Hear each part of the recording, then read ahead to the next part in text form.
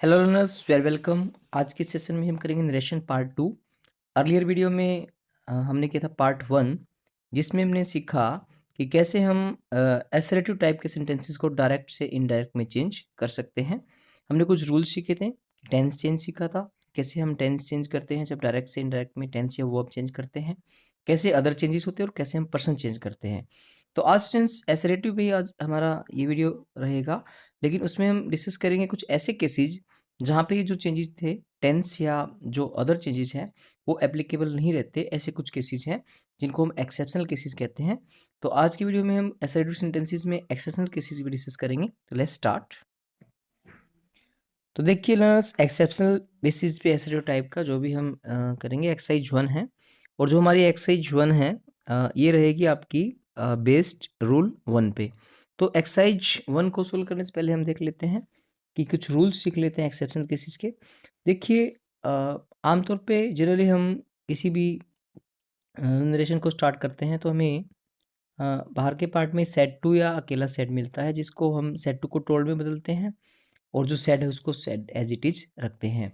लेकिन कुछ केसेस ऐसे होते हैं स्टूडेंट्स जिसमें बाहर का पार्ट, इन्वर्टेड कॉमा से बाहर का पार्ट, जिसको हम रिपोर्टिंग स्पीच कहते हैं, जनरली वो पहली फॉर्म में यानी प्रेजेंट टेंस में मिलता है, जैसे से या सेज या विल से या सेल से। तो देखिए जो बाहर का पार्ट है हमारा वो हमें प्रेजेंट टेंस यानी पहली फॉर्म मिलता है, सेड जो सेकंड फॉर्म है, से टू अगर होता है तो उसको हम टेल में बदलते हैं, और सेज टू होता है तो हम टेल्ज में बदलते हैं। सेज टू को किस में बदलेंगे? टेल्ज में। विल से होता है विल टेल में, और शेल से को हम सेल टेल में।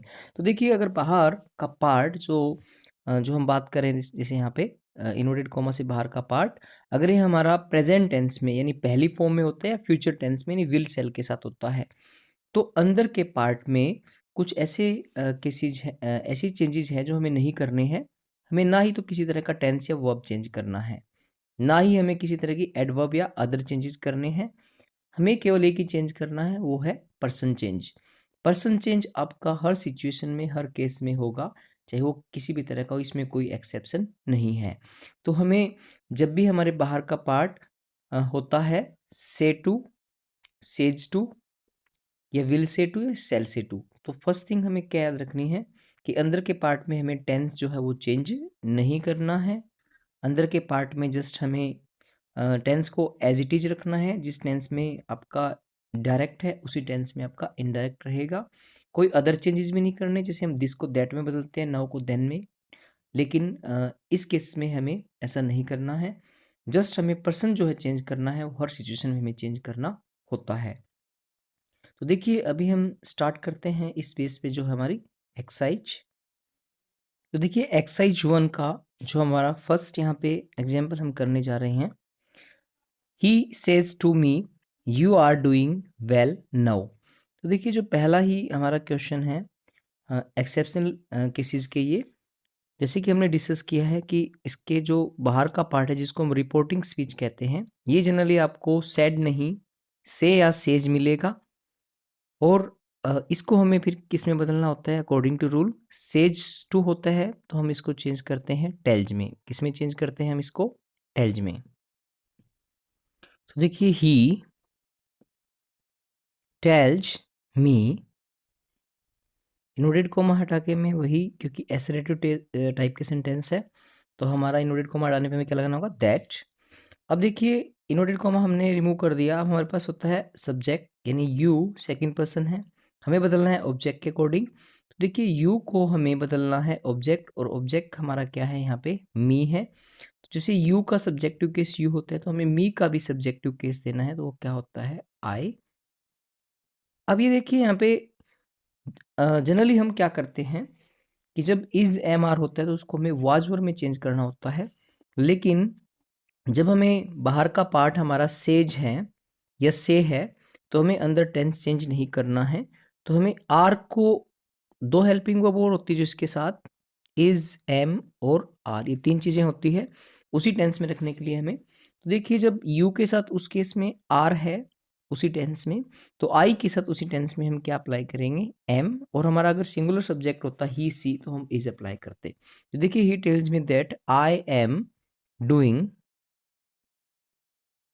वेल और देखिए नाउ को आमतौर पे हम जनरली बदलते हैं देन में, लेकिन इस केस में हमें अदर चेंजेस जो मैंने आपको बताया नहीं करने हैं। तो जो हमारा राइट आंसर यहाँ पे क्या रहेगा, ही सेज टू को हमने बदला टेल्स में, इनवर्टेड कोमा को हटा के हमने दैट अप्लाई किया है, यू को हमने चेंज किया किसमें, आई में, और ये जो हेल्पिंग वर्ब आर थी उसी टेंस में हमारा चेंज नहीं होगा। अगर चेंज होता तो इजेमआर की जगह वोजवर होता। उसी टेंस में हम क्या अप्लाई करेंगे, आई के साथ एम डूइंग वेल, और नाउ का भी क्या रहेगा, नाउ, क्योंकि नाउ भी हमें चेंज नहीं करना है। देखो ऐसे ही हम करते हैं सेंटेंस टू, आई से टू को हम बदलेंगे टेल में, I tell him, inverted comma को हटा के अपने अप्लाई किया दैट, और अब देखिए आपके पास सब्जेक्ट क्या है, आई है अंदर, फर्स्ट पर्सन है, हमें किसके अकॉर्डिंग बदलना होता है, सब्जेक्ट, और हमारा सब्जेक्ट भी क्या है, आई है। ये दोनों सेम फैमिली से बिलोंग करते हैं, तो हमें इसको रिप्लेस करने की नीड नहीं है। तो आई क्या रहेगा आपका, आई, और हैव को भी हमें चेंज नहीं करना है, आपका हैव भी क्या रहेगा, have. I tell him that I have done, और जो माई है देखिए वो भी हमारा फर्स्ट पर्सन है, आई के अकॉर्डिंग रहेगा, तो इसमें भी हमें चेंज करने की ज़रूरत नहीं है, होमवर्क। देखिए किसी तरह के इसमें चेंज करने की आवश्यकता हमें नहीं है, क्योंकि सब्जेक्ट भी हमारा सेम रहा है, तो हमें हेल्पिंग वर्ब में भी चेंज नहीं करना है।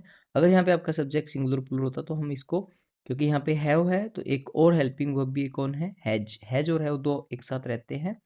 तो अभी हमने देखा कि आई से टू का मतलब टेल में, हिम इन्वर्टेड कॉमा हटा के हमने लगाया that, I have done my home work.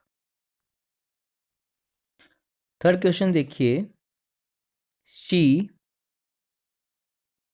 Will say, तो विल से को हमें बदलना है टेल में, सॉरी सी विल से को बदलना है हमें विल टेल में, सी विल से टू है तो विल टेल दैट।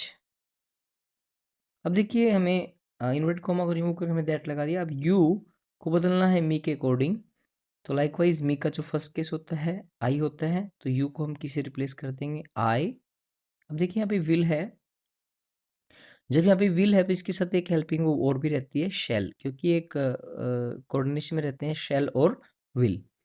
तो देखिए हमें टेंस चेंज नहीं करना है, यूजुअली जब हमें टेंस चेंज करना होता है तो हम विल को या शेल को वुड में बदलते हैं, लेकिन क्योंकि हमारे सेंटेंस में विल है, फ्यूचर में है, और हमने टेल अप्लाई किया है यहाँ पे से टू किस मतलब टेल में, तो आगे अंदर हमें टेंस चेंज नहीं करना है। हमने पर्सन को चेंज किया आई में, और यू के साथ विल है, तो आई और वी के साथ जनरली शेल लगता है फ्यूचर टेंस के अंदर, तो हम क्या अप्लाई कर देंगे, शेल हेल्प। अब मी होता है हमारा, मी फर्स्ट पर्सन है, किसके अकॉर्डिंग बदलेगा, सब्जेक्ट, और हमारा सब्जेक्ट है शी। तो जैसे मी आई का ऑब्जेक्टिव केस है आई माई मी, तो सी का ऑब्जेक्टिव होता है सी हर। तो यहाँ पे हम क्या अप्लाई करेंगे, हर। देखिए जो हमने चेंज किए हैं, विल से टू को हमने बदला विल टेल में, इन्वर्टेड कोमा हटा के हमने क्या अप्लाई किया है, दैट। यू को हमने मी के अकॉर्डिंग, क्योंकि सेकंड पर्सन है ऑब्जेक्ट के अकॉर्डिंग बदलेगा, ऑब्जेक्ट हमारा मी है, हमने क्या अप्लाई किया, आई। और शेल विल में से एक लगना है, यहाँ पे यू के साथ विल है तो आई के साथ शेल लगेगा, हेल्प, और मी से हम किस में चेंज करेंगे, हर में। तो देखिए लर्नर्स, नरेशन की जो एक्सरसाइज 1 है एक्सेप्शनल केसेस की, जिसमें हमें टेंस और अदर चेंजेस नहीं करने, ओनली पर्सन चेंज करना है, तो रूल फर्स्ट के अकॉर्डिंग हमने इस एक्सरसाइज को सोल्व किया। अब हम करते हैं नेक्स्ट रूल 2। देखिए स्टूडेंट्स, जो एक्सरसाइज नंबर 2 है जो हम सोल्व करेंगे बेस्ड ऑन एक्सेप्शनल, तो सबसे पहले हमें एक्सरसाइज 2 करने के लिए रूल 2 देखना पड़ेगा, क्योंकि एक्सरसाइज 2 बेस्ड है रूल 2 पे।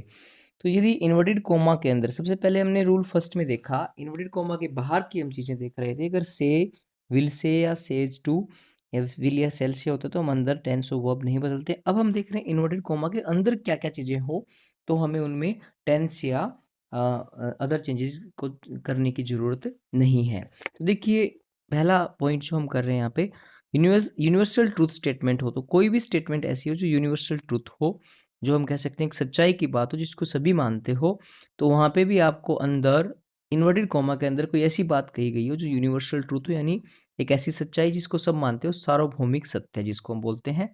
कोई टेंस या वर्ब चेंज नहीं होगा, कोई एडवर्ब या अदर चेंज नहीं होंगे, ओनली पर्सन चेंज हो सकता है अगर है तो कोई वहाँ पे, अदरवाइज वो भी जनरली नहीं होता है। पर्सन चेंज, अगर पर्सन नहीं होता है तो चेंज नहीं होगा, अगर कोई पर्सन होता है प्रोनाउन केसेस तो हम चेंज करते हैं, अदरवाइज कोई टेंस या एडवर्ब या अदर चेंजेस नहीं होते हैं। तो देखिए कुछ ऐसे एग्जाम्पल जो यूनिवर्सल ट्रूथ से जुड़े होते हैं, जैसे कोल इज ब्लैक, कोयला जो है वो काला होता है। तो ये एक यूनिवर्सल ट्रूथ, सबको पता है कि कोयले का कलर काला होता है। The earth moves round the sun, जो धरती है सूर्य के चारों ओर चक्कर लगाती है। और the dog is a faithful animal, कुत्ता जो है एक फेथफुल एनिमल होता है। तो कुछ ऐसी बात कही जाए जिसको सभी लोग मानते हैं कि वो एक सच्चाई की बात है, तो ऐसे केसेस हमें उनका टेंस या अदर चेंजेस करने की आवश्यकता नहीं होती, क्योंकि वो आज भी सच है, वो आगे भी सच रहेगी और वो कल भी सच थी। तो देखिए रूल नंबर 2 पे बेस हम एक्सरसाइज नंबर 2 कर रहे हैं, लेट्स सी। तो देखिए एक्सरसाइज जो हमारी 2 है, बेस्ड ऑन रूल नंबर 2, इसमें हम पहला जो क्वेश्चन अटेम्प्ट कर रहे हैं। The teacher said the sun rises in the east. तो देखिए एक सच्चाई की बात है कि सूर्य जो है पूर्व में निकलता है। तो इसके बाहर कुछ भी हो सकता है, आपका से भी हो सकता है, सेड भी हो सकता है। से होता है तो जनरली हम अंदर कुछ चेंज करते ही नहीं है, चाहे वो किसी भी तरह का सेंटेंस हो। लेकिन यहाँ पे सैड है, लेकिन अंदर जो हम देख रहे हैं वो एक सच्चाई की बात है। तो रूल नंबर 2 का जो पहला ही पॉइंट हमारा है। तो इस तरह के केसेस में हम क्या करते हैं स्टूडेंट्स, जस्ट हमें कुछ नहीं करना होता, इनवर्टेड कॉमाज को हटा के हमें बदलना होता है, अप्लाई करना होता है that the teacher said that, आगे हमें कुछ नहीं करना है, सेम रहेगा, the sun rises in the east. देखिए इस तरह के केसेस में अगर जनरल केस होता तो हम राइजेस जो फर्स्ट फॉर्म है उसको किससे बदल देते, सेकंड फॉर्म में। लेकिन अब हमें इसको सेकंड फॉर्म में बदलने की नीड नहीं है, क्योंकि ये एक यूनिवर्सल ट्रूथ है। हम ये नहीं कह सकते कि सूर्य पूर्व में उदय हुआ करता था। तो सूर्य पूर्व में उदय होता है, अब भी होता है, पहले भी होता था। The sons the teacher said that, हमने केवल अप्लाई किया है दैट, इसमें और कोई चेंज नहीं है। तो इस बेस पे जो सेकंड सेंटेंस है वो देखिए, the old man said the earth is round, ये भी हमारा एक यूनिवर्सल ट्रुथ है। तो इसमें भी हमें ओनली अप्लाई करना है इनवर्टेड कॉमा को हटा के, ओल्ड मैन सेड हमें अप्लाई करना है दैट, कोई पर्सन चेंज इसमें है नहीं, क्योंकि इस तरह केसेस में कोई पर्सन चेंज भी नहीं होता, क्योंकि यूनिवर्सल ट्रूथ में जनरली हमें पर्सन नहीं मिलता है। द अर्थ इज राउंड, तो इसको भी हमने ओनली क्या अप्लाई किया है स्टूडेंट्स, क्या चेंज किया है, ओनली हमें दैट अप्लाई किया है। See the next third one देखिए, the mother said sky is blue. तो ये भी हमारा एक ऐसा केस है जो एक यूनिवर्सल बात है, सबको पता है कि सच्चाई की बात है। तो the mother said that sky is blue, हमें इसमें किसी तरह की चेंज करने की जरूरत नहीं है। नहीं तो हम इज को इज को किस में बोलते हैं, वोज वर में। लेकिन क्योंकि यूनिवर्सल ट्रूथ है, जो हमारा रूल फर्स्ट है वो इसको कवर कर रहा है। तो देखिए सिंस हमने रूल सेकंड के बेस्ड जो भी आपके यूनिवर्सल ट्रूथ से जुड़े कुछ एग्जांपल्स हैं वो हमने किए, और ये जितने भी एग्जांपल्स हैं और भी बहुत हो सकते हैं, जनरली ये जुड़े होते हैं हमारी ऐसी चीज़ों से, जैसे सच्चाई की बात, हमारे यूनिवर्सल नेचुरल चीज़ों से, सन मून अर्थ वाटर। तो इस तरह की स्टेटमेंट में हमें जनरली कोई टेंस या एडवर्ब चेंज करने की आवश्यकता नहीं होती। सी द नेक्स्ट रूल। अब हम देखेंगे स्टूडेंट्स एक्सरसाइज थर्ड, जो कि आपकी बेस्ड रहेगी रूल नंबर थर्ड पे। तो एक्सरसाइज थर्ड हम करेंगे रूल नंबर थर्ड पे बेस पे। रूल नंबर 2 में हमने किया, कोई भी यूनिवर्सल स्टेटमेंट अगर अंदर होती है तो हमें चेंज नहीं करना होता टेंस या वर्ब में या अदर चेंजेस में। इस स्टेटमेंट देखिए क्या है रूल नंबर थर्ड में, अगर इन्वर्टेड कॉमास के अंदर कोई भी मैथमेटिकल या साइंस का फैक्ट होता है, मैथ का या साइंस का कोई भी फैक्ट जो मैथ से यानी गणित से जुड़ा हो या साइंस विज्ञान से जुड़ा हो, तो अंदर कोई टेंस चेंज नहीं होगा और किसी तरह का चेंज नहीं होगा। अगर कोई पर्सन होता है तो हो सकता है, अदरवाइज इनमें पर्सन जनरली नहीं मिलता है। तो एग्जाम्पल के तौर पे देखिए ऐसे कौन से स्टेटमेंट हो सकते हैं जो साइंस या मैथ से जुड़े होते हैं। Water boils at 100 degree Celsius, 2 and 2 make 4, ये एक साइंस का फैक्ट है, मैथ का फैक्ट है। वाटर बॉयल्स 100 डिग्री एक साइंस से जुड़ा फैक्ट है। 3 and 6 मेक 9, 3 और जो 6 होते हैं वो 9 बनते हैं 3 और 6 मिला के। तो ये भी एक मैथ का स्टेटमेंट है। Water फ्रीजेज into ice below 0 degree Celsius. तो ये भी एक साइंस का फैक्ट है। देखिए कुछ मैथमेटिकल फैक्ट है, कुछ साइंस के फैक्ट है। जनरली वो एक ऐसी ट्रुथ ही होती है जिसको बदला नहीं जा सकता, जो हमेशा एज इट इज रहता है। तो देखिए इस पेज पे हम एक्सरसाइज करते हैं, एक्सरसाइज नंबर 3। देखिए पहला क्वेश्चन जो है एक्सरसाइज 3 का, the teacher said 5 and 5 make 10। तो देखिए मैथ का फैक्ट है ये। तो हमें क्या करना है इस सेंटेंस में, जैसे कि the teacher said, inverted comma हटा के हमने अप्लाई किया, क्या अप्लाई किया है, दैट। आगे हमें कोई चेंज करने की ज़रूरत नहीं होती, क्योंकि ये जो स्टेटमेंट एक मैथ का स्टेटमेंट है और मैथ की स्टेटमेंट हमें एज इट इज़ यहाँ पे यूज करनी है। जैसे कि हमने यूनिवर्सल ट्रूथ से जुड़ा स्टेटमेंट किया था।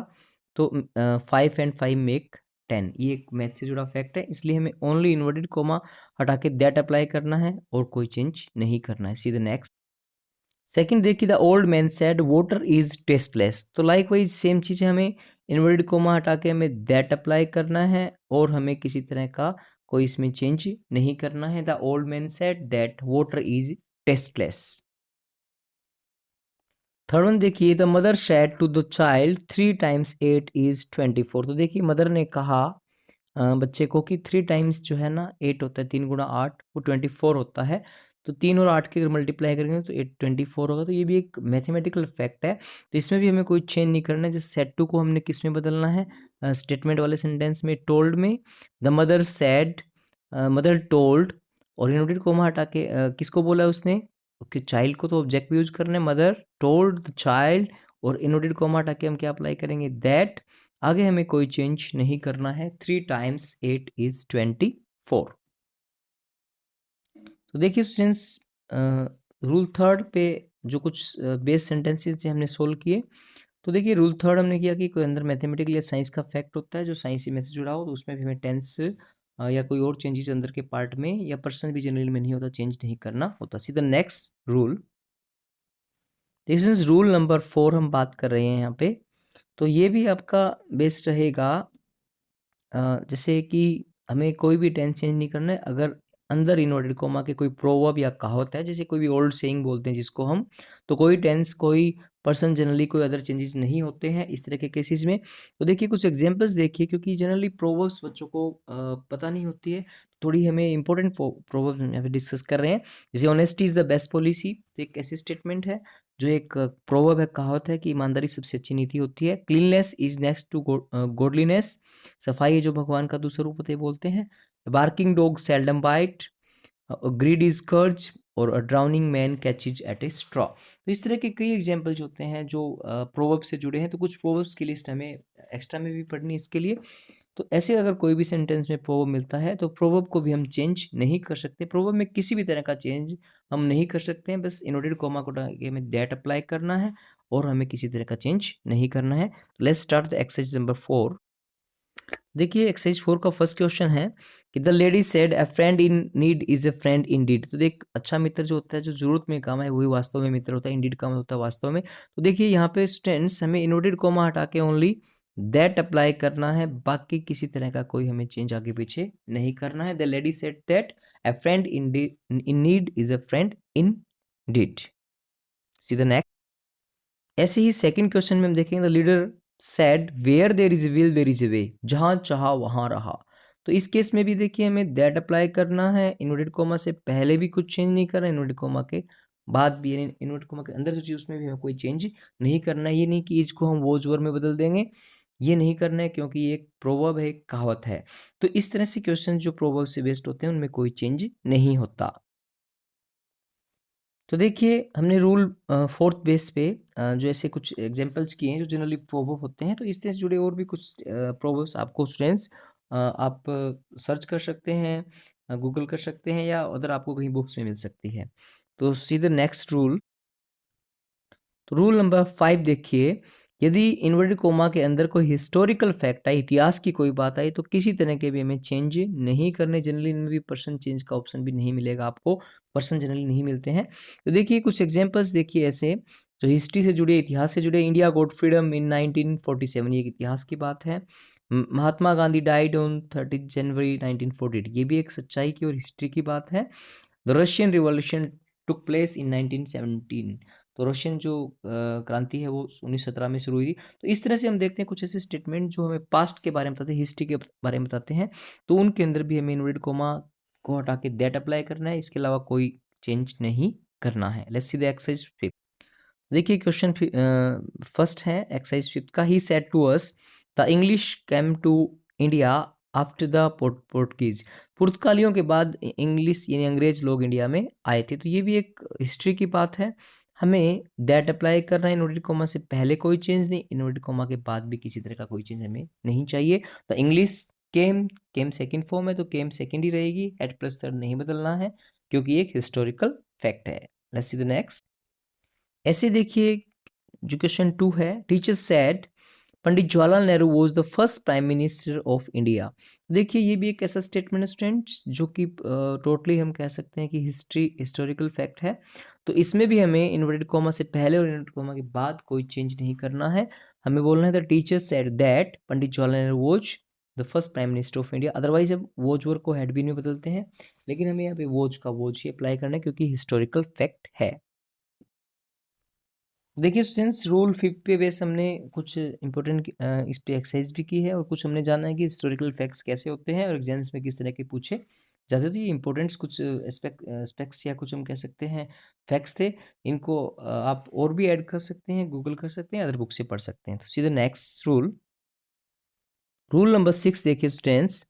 अगर हम बात करते हैं इन्वर्टेड कोमा के अंदर कोई हैबिचुअल एक्शन हो या रेगुलरिटी वाला एक्शन हो जो हमें आदत बताए, किसी की रूटीन बताए, तो वहाँ पे भी हमें किसी तरह की चेंज नहीं करनी। केवल पर्सन अगर है वहाँ पे तो हम चेंज करेंगे, पर्सन चेंज होगा, अदरवाइज किसी तरह का चेंज यहाँ पे नहीं होता है। तो एग्जाम्पल के लिए देख लिए कुछ हैबिचुअल एक्शन क्या है। We play cricket everyday. यहाँ पे ये ऐसे कुछ सेंटेंस आपको मिलते हैं, एवरीडे, डेली, ऑफन, इस तरह के सेंटेंस, एवरीडे वगैरह। I go to school daily, he plays chess once in a week. देखो रूटीन बताया कि वो वीक में एक बार चेस खेलते हैं। कोई कहता है मैं रेगुलर स्कूल जाता हूँ। We take lunch at 11। एक शेड्यूल दे रखा है कि हम 12 बजे हर रोज अपना लंच लेते हैं। तो इस तरह से कोई हैबिचुअल बात हो या कोई हम कह सकते हैं रूटीन की बात हो, तो वहाँ पे भी हमें डायरेक्ट से इनडायरेक्ट स्पीच में चेंज करते वक्त ओनली इन्वर्टेड कोमा हटा के दैट अप्लाई करना है, और अगर पर्सन होता है तो पर्सन चेंज करना होता है, इसके अलावा कोई चेंज नहीं होगी। लेट्स सीधा देखिए एक्सरसाइज 6 का फर्स्ट जो क्वेश्चन हम कर रहे हैं। They said to me their dog barks every afternoon. तो जो डॉग जो है वाक्स करते हैं हर आफ्टरनून को, उन्होंने मुझसे कहा। तो देखिए एक रूटीन का है, ये डॉग का जो एक रूटीन वर्क है कि वो आफ्टरनून के बाद वो भौंकते हैं। तो हमें सेड टू को टेंस बदलना है कि इसमें स्टेटमेंट जो हम असर्टिव की बात करें टोल्ड में, और हमें किसी तरह का यहाँ पे चेंज नहीं करना है। इन्वर्टेड कोमा हटा के हमने क्या अप्लाई किया है, that the dog barks every afternoon. कोई कुत्ता है जो हर आफ्टरनून के बाद वो भोंकता है। तो हम इसमें कोई भी चेंज नहीं करेंगे, इन्वर्टेड कोमा हटा के हम क्या लगाएंगे, दैट लगाएंगे, क्योंकि ये एक उसका रूटीन है, एक शेड्यूल का वर्क है। सीधे नेक्स्ट क्वेश्चन।